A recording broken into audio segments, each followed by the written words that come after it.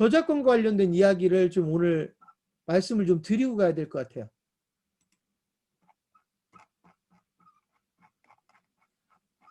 그 기본적으로 제가 제목을 기사와 관련된 법률 문제라고 했는데 제가 일단 정리한 걸 여러분들에게 그냥 보여드리면서 설명을 좀 드리겠습니다.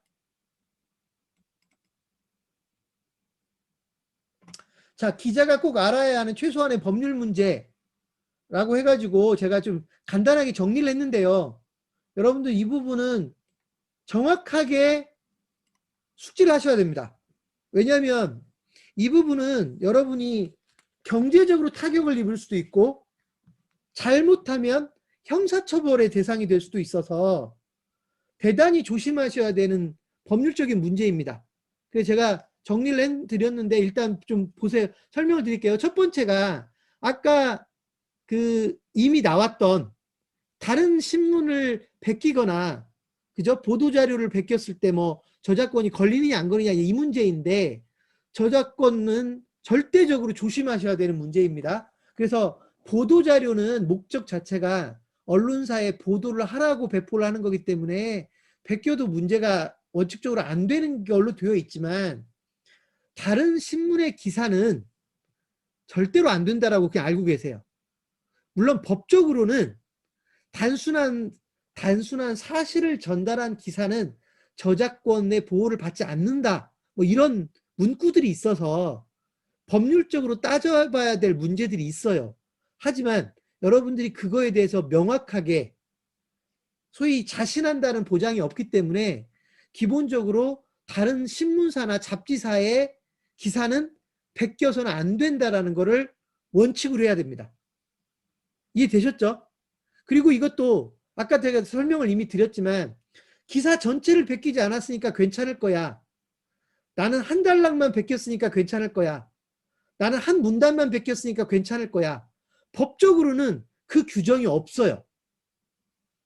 한 문단도 아주 창의적으로 만들어진 한 문단을 베꼈다고 하면 저작권 위반이 될 수가 있어요.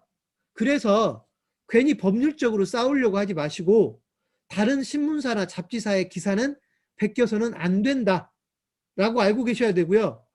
여러분이 저작권과 관련해서 알아야 될 게 그러니까 민사건과 형사건이 동시에 된다는 게 문제입니다. 보통 여러분 형사사건에는 해당이 안 된다고 하면 그러잖아요. 그래 소송해 뭐 이런 말 하잖아요. 그죠? 별로 물어줄 게 별로 없다고 생각이 되면 소송 걸라고 얘기하잖아요. 그런데 저작권법은요 형사사건입니다. 보통 그 뭐라고 하죠? 처벌을 원하면 처벌을 그 소위 말해서 친고죄라고 하나요? 피해자가 처벌을 원하면 처벌을 해야 돼요. 그래서 이런 형사사건과 관련된 법률이기 때문에 절대로 저작권 침해를 해서는 안 된다. 그 저작권의 첫 번째 대상이 기사라는 거고요. 두 번째, 기사보다도 더 무서운 게 이미지 저작권입니다. 이미지 저작권. 여러분, 다른 사람이 찍은 사진이나 이미지를 함부로 베끼면 큰일 납니다. 큰일 납니다. 출처를 모르는 출처를 모르는 사진이나 출처를 모르는 이미지를 써도 되겠지라고 하는 막연한 생각으로 가져다가 그대로 쓰잖아요. 그러면 걸립니다. 문제가 뭐냐면요. 요즘 이미지 저작권과 관련해서는 아예 법무법인들을 통해서 전략적으로 증거를 모았다가 공격해 옵니다. 그걸 당해본 사람들도 꽤 많이 있어요. 왜냐하면 일반 소상공인들도 당하거든요. 저작권 위반하고 있는 내용을 일정한 기간 동안에 모아요. 증거를. 그래가지고 소위 협상카드로 쓴다고요. 유료 서비스를 이용하게 만들거나 또는 합의금을 요구하거나 왜냐하면 이것도 역시 저작권이고 형사사건에 관련된 거기 때문에 그래서 여러분들이 절대로 이미지나 사진을 남의 거를 쓰면 안 됩니다. 이해되셨어요? 다만 공공에 나와 있는 이미지를 예를 들면 여러분들이 시청에 있는 이미지를 여러분들이 별도로 이렇게 편집을 해가지고, 그러니까 캡처를 해가지고 보도 목적으로 쓸 경우에는 문제가 안 된다고 돼 있어요. 그래서 그런 제한적인 경우를 제외하고 여러분들이 이미지를 가져다, 남의 것 이미지를 가져다 쓰는 건 무조건 잘못된 거다. 특히나 누군가가, 예를 들면 뭐 사진 작가가 공을 들여서 찍어 놓은 사진을 여러분이 단지 내가 보도할 거니까 상관없어 해가지고 그 이미지를 그대로 가져다가 기사에 올려버리면 당연히 화날 거 아닙니까? 그죠? 이런 거는 저작권 위반이 된다. 절대로 저작권을 위반해서는 안 된다는 거 말씀드립니다. 그래서 저작권과 관련돼서는요, 제가 계속해서 이걸 강조를 하는 거는 뭐냐면, 제가 여러분들이 저작권 위반을 하는 거를 캐치를 못할 수도 있잖아요. 그때마다 저까지 책임을 져야 되면 이거 어떻게 사업을 합니까? 그래서 저희가 이런 걸 계속 여러분들에게 강조를 해주어야 저희가 책임을 피해갈 수도 있어요. 그러니까 여러분들이 저작권을 위반해도 여러분이 처벌을 받는단 말입니다. 아시겠죠? 절대로 저작권 위반을 하면 안 됩니다. 세 번째, 명예훼손입니다. 이거 정말로 무서운 법입니다. 내가, 여러분 이제 기사를 쓰는 거니까, 내가 기사를 썼는데 그 기사가 누군가에게 피해를 줬어요. 그러면 명예훼손과 관련된 소송에 휘말릴 수가 있습니다. 근데 많은 분들이 착각하고 있는 게, 나는 사실을 사실 그대로 썼으니까 문제가 안 돼 라고 생각을 하는데요. 여러분, 명예훼손이라고 하는 거에는 아무리 사실을 다뤘다 해도 명예훼손이 될 수가 있습니다. 많은 분들이 거짓이나 과장이나 허위 사실에 대해서만 명예훼손이 된다라고 생각을 하는데요. 예를 들면, 그런 일이 없어야 되겠지만, 누군가가 바람을 피우는 거를 제가 알았다고요. 그래서 그 사람이 바람을 피운다고 사실을 썼단 말이에요. 나는 증거까지 확보를 했어요. 바람 피우는 걸 증거까지 확보를 했다고요. 그래서 그 사람이 바람을 피웠다고 썼는데 그게 명예훼손이 될 수 있다고요. 이해되셨어요? 그래서 누군가에게 피해를 주는 기사를 쓸 때는 절대적으로 조심하셔야 된다. 그러면 피해를 주는 기사는 무조건 쓸 수 없는 거냐? 이거 이제 피해가는 한 가지 명분이 있어요.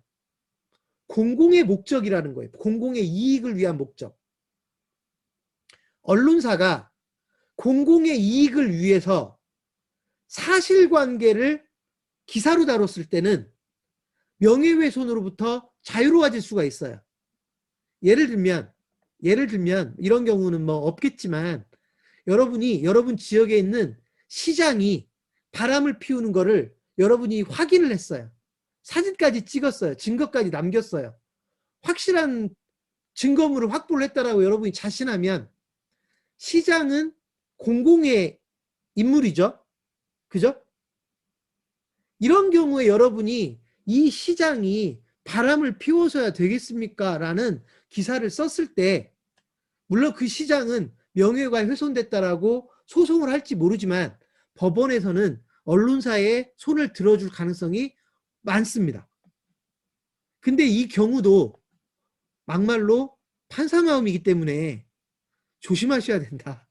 법률에는 적어도 공공의 이익을 목적으로 보도를 했을 때는 소위 명예훼손으로부터 언론사에 대해서는 어느 정도 회피할 수 있는 권한을 주긴 줬지만, 만약에 그게 허위 사실이 가미됐다거나 나는 사실이라고 확신하고 기사를 썼는데 그게 예를 들면 내가 누군가한테 속았다거나 사실 일부라도 사실과 다른 내용이 있었거나 이렇게 돼버리는 순간 여러분이 피해갈 수가 없다고요. 그래서 적어도 다른 사람에게 피해를 주는 기사를 쓸 때는 적어도 저하고 상의를 해주셔야 됩니다. 이해되셨습니까? 다른 사람에게 피해를 줄 수 있는 기사를 쓸 때는 저하고 상의를 해주셔야 여러분이 자유로워집니다. 제가 오케이를 해서 여러분이 이 기사를 써도 되겠습니까? 저하고 상의를 해서 제가 그 정도는 괜찮을 것 같다. 갑시다. 라고 했으면 그건 회사 차원에서 승인을 한 거기 때문에 저희 회사가 대신 여러분을 대신해서 싸워줄 수는 있어요. 그렇다고 물론 여러분이 완전히 그거로부터 자유로운 건 아니에요. 저희가 그거에 대해서 승인을 했다라고 어느 정도 책임을 좀 나누는 정도가 되겠죠. 하지만 어쨌든 그 책임은 우리한테 있는 거기 때문에, 우리한테도 있는 거기 때문에 뭐 죄가 좀 나눠질 수는 있는지 모르지만 저한테 저한테 상의도 하지 않고 여러분이 자의적으로 누군가에게 피해를 주는 기사를 썼다. 제가 지금 여러분들에게 그래서는 안 된다라고 계속 교육을 하고 있기 때문에 여러분이 거기로부터 피해갈 길이 별로 없을 가능성이 크다. 이렇게 이해하시면 됩니다. 그래서 명예훼손은 대단히 위험한 거다. 가급적 다른 사람에게 피해를 주는 기사를 쓰지 않았으면 좋겠고요. 꼭 써야 되는, 공공의 목적 때문에 꼭 써야 되는 경우라면 저하고 반드시 상의를 해주십시오. 알겠습니까? 네. 네 번째.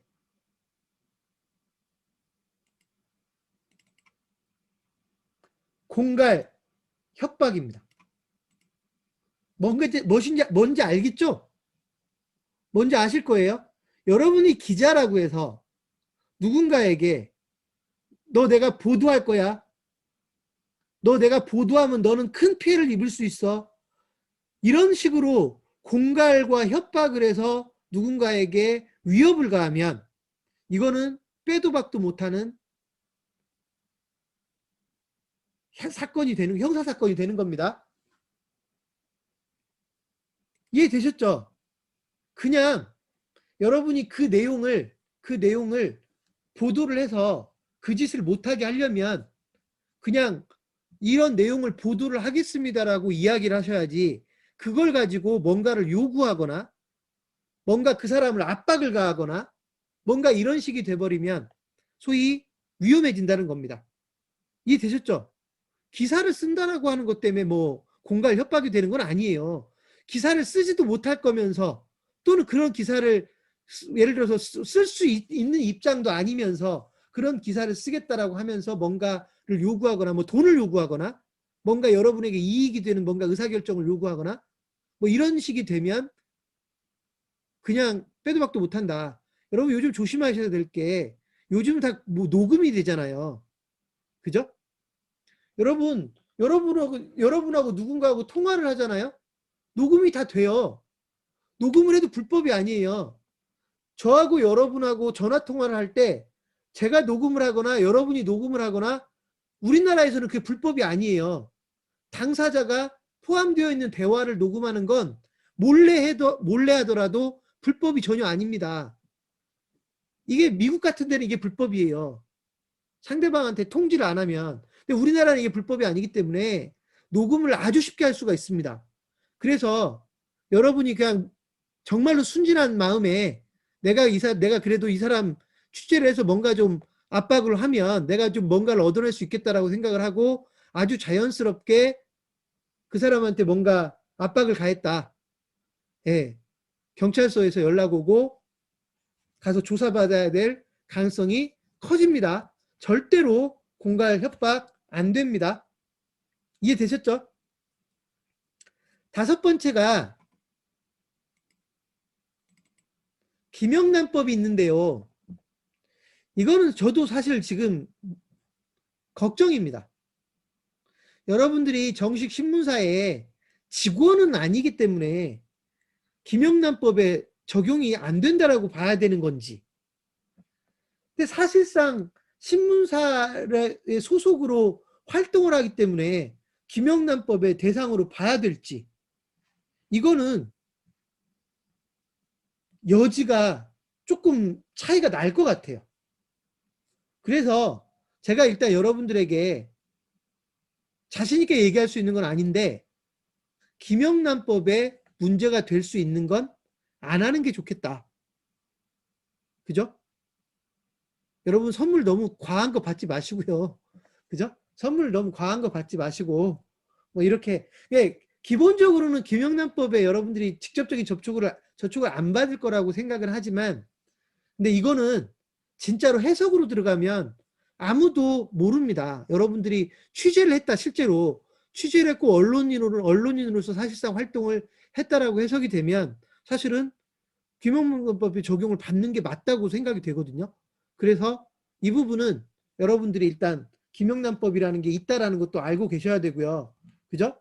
자꾸 뭐 뭔가 과한 걸 받거나 돈을 많이 받거나, 물론 김영란법이 아니어도요, 뒷돈 받고 뭔가를 봐주고 하는 거는 그 자체로 불법이지만, 어쨌든 기자들은 잘 봐달라고 뭐 돈을 주기도 하고, 뭐 밥도 예를 들면 뭐 10만 원짜리 먹으면 안 되잖아요. 그죠? 10만 원짜리 밥 얻어 먹으면 원칙적으로는 위법입니다. 그죠? 이런 것들이 실제로 여러분들에게도 적용될 수도 있으니 조심해라. 뭐 제가 지금은 이렇게밖에 말씀드릴 수가 없어요. 이거 무서우면 이제 못 하는 거예요. 그죠? 이거를 나는 뭐 시도 때도 없이 항상 이걸 위반할 수밖에 없는데, 그거 걱정되면 예, 하시면 안 되는 것이죠. 그래서 일단 김영란법도 언론과 관련된 법률과 관계된 거다. 그 다음에 제가 방금 전에 여러분에게 말씀드렸던 그 녹취, 도청. 여러분이 누군가와 대화를 하면서 녹음을 하는 거는 도청이 아니에요. 여러분이 그 대화에 참여하고 있다. 그럼 도청이 아니라고요. 그 녹음은 우리나라는 허용이 되고 있다. 그런데 여러분이 참여를 하지 않는 거를 불법적으로, 예를 들어서 무슨 뭐 도청기를 써서라든지 녹음기를 어디다 숨겨가지고 녹음을 했다. 이건 도청이죠. 그거는 뭐 빼도 박도 못하는 겁니다. 불법입니다. 그래서 뭐 간혹 여러분 TV 같은 걸 보다 보면 취재를 하면서 사실 도청 같은 걸 많이 하는 걸로 방송에서 나오는데, 안 걸린다는 걸 전제로 하는 거죠. 걸리면 그건 방법이 없습니다. 그 도청 같은 경우는 뭐그 매우 위중하게 다루기 때문에 사실은 뭐 피해갈 수가 없는 겁니다. 그런 건 절대로 안 된다라는 것도 아셔야 되고요. 그래서 제가 여러분 거기 보면 내 기사가 누군가에게 피해를 줄 수 있다고 판단이 되면 먼저 상의를 좀 해달라는 겁니다. 그죠? 그 다음에 여러분이 쓴 기사에 대해서 누군가가 항의를 하거나 문제 제기를 하거나 민원이 들어오면, 혹시라도 민원이 들어오면 저한테 보고를 했다고 하더라도요, 저하고 상의를 했다 하더라도 민원이 들어오면 저한테 즉시 알려주셔야 되고 바로 대응할 수 있게 해줘야 돼요. 아시겠죠? 자, 일단 지금 제가 말씀드린 법률적인 문제에 대해서 여러분들이 일단 알고 계셔야 됩니다. 알고 계셔야 됩니다. 그래서 제가 그 부분은 사실 오리엔테이션 때 했으면 좋았겠는데 그러지 못했죠. 그래서 선물을 주지도 받지도 맙시다 라고 지금 사학센터 이문희 대표님 써주셨는데, 맞습니다. 선물은, 근데 뭐 세상을 살다 보면, 그죠? 뭐 예를 들면 축의금 뭐 한 5만 원, 10만 원 하는 것도 안 하고 살 수는 없으니까, 그죠? 그런 걸 허용해 주는 거예요. 허용을 해 주는 건데, 어쨌든 공식적으로 여러분들이 정당한 것만 받으시라는 얘기이고요.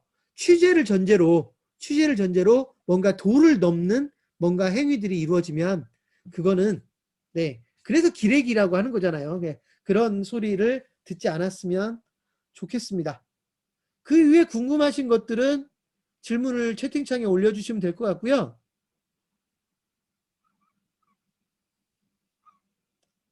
그 위에 지금 뭐 맛집 기사를 올릴 때 해당 맛집의 기사를 올리겠다고 미리 통보를 해야 됩니까? 라고 물어보셨는데, 아니 뭐 맛집이라고 해서 소개를 하는데 그 집에다가 굳이 알려야 될 사항은 아닌 것 같고요. 다만 비즈니스 관점에서 보면 여러분들이 맛집이라고, A라는 음식점을 맛집이라고 올려줄 때 내가 이렇게 올렸다라고 알려주는 게 좋겠죠. 근데 맛집을 맛집이라고 소개하는데 그 집에 허락을 받을 필요는 없습니다. 그죠? 다만 아까도 얘기했지만 그게 비판적 시각이 들어가 있다고 하면 문제가 될 소지가 분명히 있다. 이해되시죠? 그래서 그 누군가에게 어쨌든 피해를 주는 일들에 대해서는 준비를 제대로 하고 하지 않으면 당할 가능성이 크다. 여러분들 일단 피해를 줄 만한 일은 아예 생각을 하지 않으셨으면 좋겠습니다.